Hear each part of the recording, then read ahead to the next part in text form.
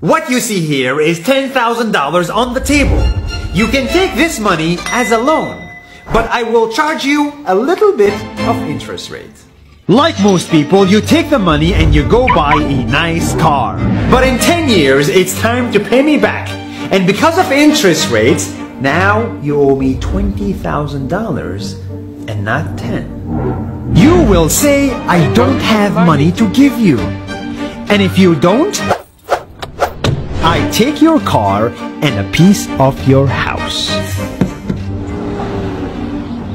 Damn. This is how debt works. And after 3 years of traveling the world, I noticed that this is exactly what China is doing. For example, take the small island nation of Sri Lanka. This developing country needs money and China has a lot of it. So Sri Lanka took billions of dollars in Chinese loans. It was easy money just there to be taken.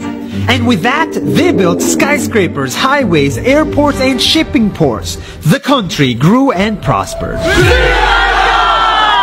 But few years later, this easy money came with interest rates, and Sri Lanka was so much in debt that it couldn't pay back China its money.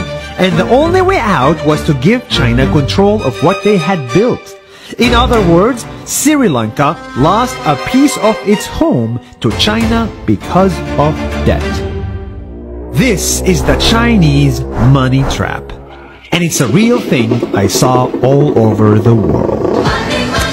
In Papua New Guinea, I saw $2 billion in loans given by the Chinese to build skyscrapers, infrastructures, and ports. But there is no way this remote developing country can pay it back or its interest rate, and the only way out is to give China control of the country. In the Maldives, Pakistan, Malaysia, Laos, Kazakhstan, Mongolia, Egypt, Kenya, and South Africa, the same thing is happening, and many countries are struggling to pay back Chinese loans. If you look closely, all these infrastructure projects like highways, ports, and bridges connect to China through the sea or through the land to form something far bigger, far more powerful than just a bridge, a new Silk Road. The world is already made by China, and I think slowly it will be owned by China. Don't get me wrong, building bridges, ports, highways, and airports is a great thing for the people and the country, but they come at a very high cost. And when these countries can't pay back the loans, these countries will lose their homes. One thing my parents had taught me is that there's no such thing as a free lunch or a free ride.